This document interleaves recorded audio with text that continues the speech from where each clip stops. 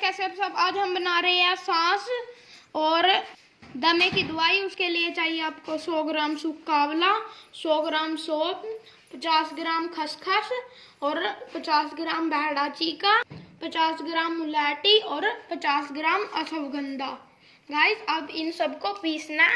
ये देखिए गाइस, इन सबको गाइस अब पीसना।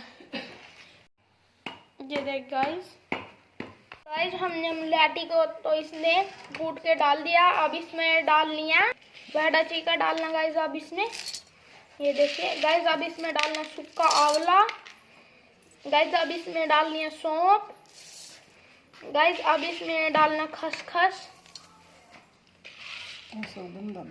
अश्वगंधा भी गाइस हमने इसमें डाल दिया कूट कर उसको। गाइस ये देखिए हमने गाइस इसको पीस लिया है सभी को।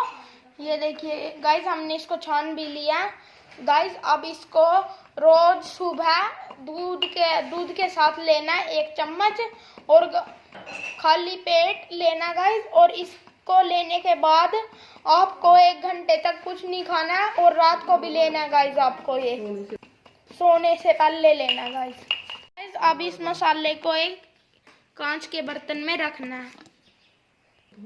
ये देख गाइस,